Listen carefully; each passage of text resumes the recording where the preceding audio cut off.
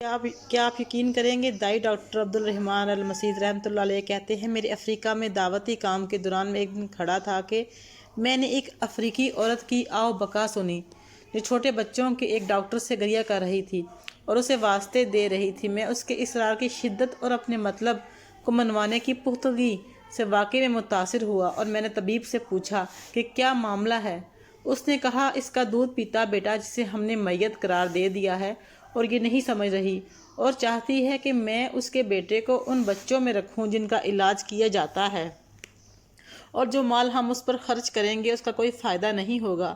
اس کا بیٹا گنتی کے چند ایام جیے گا، یہ مال اس کا زیادہ حقدار ہے کہ کسی اور پر خرچ کیا جائے جس کا علاج ممکن ہو۔ سمیت کہتے ہیں، وہ میری طرف وسیلے اور رحم کی درخواست کی نظروں سے دیکھ رہی تھی جبکہ ڈاکٹر مجھے بتا رہا تھا۔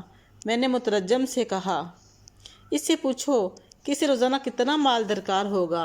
اس نے بتایا تو میں نے اسے بہت ہی تھوڑا پایا، اتنا جتنا ہم اپنے ملک میں ایک دفعہ سافٹ ڈرنک پی کر خرچ کر دیتے ہیں۔ میں نے کہا، کوئی مسئلہ نہیں، میں ذاتی مال میں سے یہ دے دوں گا۔ وہ مطمئن ہو گئی اور خوشی سے میرے ہاتھ چومنے لگی۔ میں نے منع کر دیا، اسے کہا، اپنے بیٹے کے لیے یہ نقدی پورا سال لیتی رہنا، اور اگر پیسوں کی کمی ہو تو اپنے ایک مددگار کی طرف اشارہ کیا، یہ تمہیں دے دے گا جو تمہیں چاہیے ہو، اور اسے چیک سائن کر کے دے دیا کہ طے شدہ مال لے سکے۔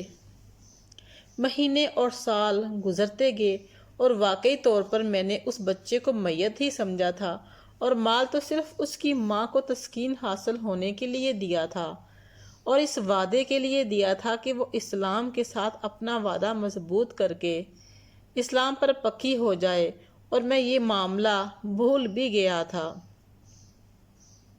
تقریباً 12 سال سے بھی زیادہ کے بعد میں ایک دن مرکز میں بیٹھا تھا، ایک ملازم آیا اور بولا کہ ایک افریقی عورت آپ سے ملنے پر مصر ہے، اسے ٹالنے کے بعد بھی بار بار آتی ہے۔ میں نے کہا، بھیج دو۔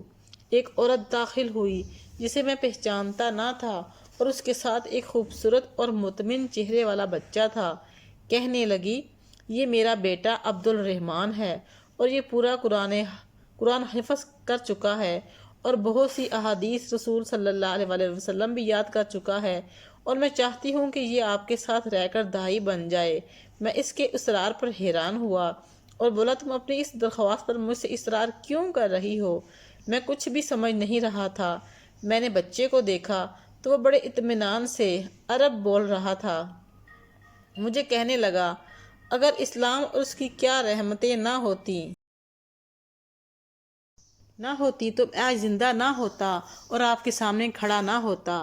میری ماں نے آپ کے ساتھ بیتا قصہ مجھے سنا رکھا ہے، اور میری سگرسنی میں آپ نے جو مجھ پر خرچ کیا وہ بھی بتا رکھا ہے۔ میں آپ کے تحت رہنا چاہتا ہوں، میں افریقی زبان پوری جانتا ہوں اور آپ کے تحت اسلام کے داعی کے طور پر کام کرنا چاہتا ہوں، اور مجھے کھانے کے علاوہ کچھ نہیں چاہیے ہوگا، اور مجھے اچھا لگے گا اگر آپ میری قرآن کی تلاوت بھی سن لیں۔ اور اس نے بہت ہی سریلی آواز میں سورۃ البقرہ کی آیات پڑھنا شروع کی، اور اس کی خوبصورت آنکھیں مجھے توسل کی نظروں سے دیکھ رہی تھیں۔ اب مجھے یاد آیا تو میں نے کہا کہ کیا یہ وہی بچہ ہے جس کی دیکھ بھال سے ڈاکٹر نے منع کر دیا تھا؟ ماں نے کہا، ہاں ہاں۔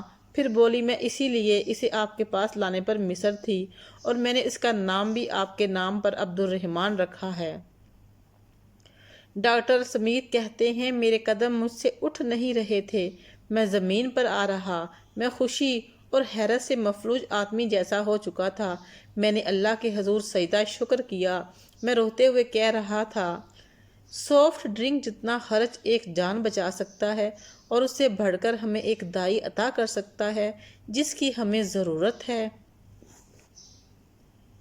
اور بعد میں یہی بچہ افریقی قبائل میں سب سے مشہور دائی بنا اور اسے لوگوں میں سب سے زیادہ مقبولیت حاصل ہوئی۔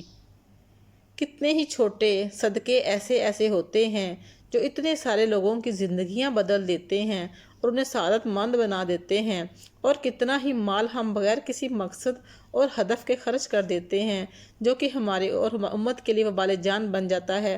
امید ہے ویڈیو پسند آئی ہوگی، پسند آئی ہے تو پلیز لائک کر دیجیے۔